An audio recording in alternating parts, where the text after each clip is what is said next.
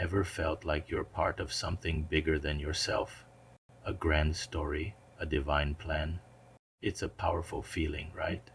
It gives us hope, purpose, a sense of order in a chaotic world. But what if that very feeling, that deep human need for meaning, was turned into the most effective tool of control ever devised? Let's peel back the layers of history and look at the darker side of faith. Imagine you're a farmer in medieval Europe. Life is tough. Your days are filled with backbreaking labor, disease is rampant, and famine is a constant threat. You have no understanding of science, no access to education.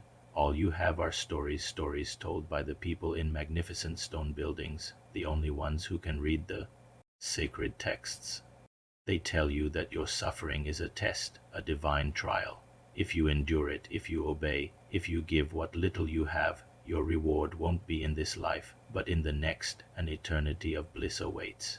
But if you question, if you disobey, the punishment is eternal damnation, fire, torment, separation from all that is good. This isn't just a threat.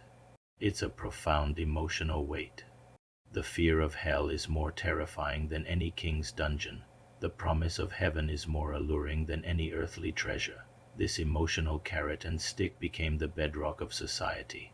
It dictated who you could marry, what you could eat, even what you were allowed to think. Your innermost thoughts were no longer private.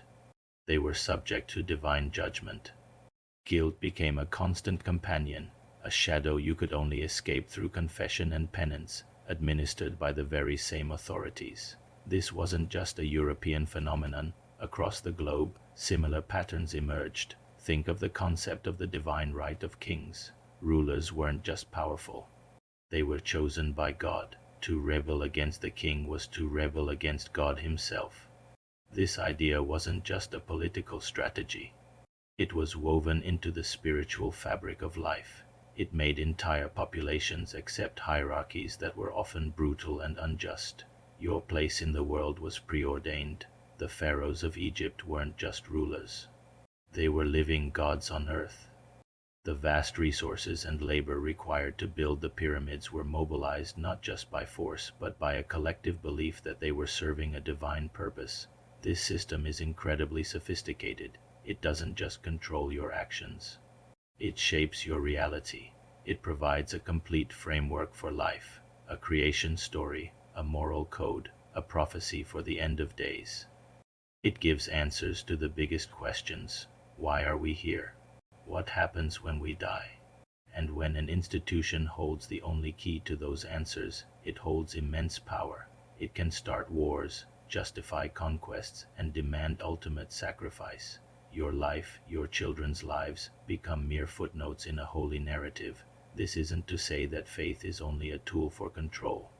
For billions, it's a source of profound comfort, community, and moral guidance.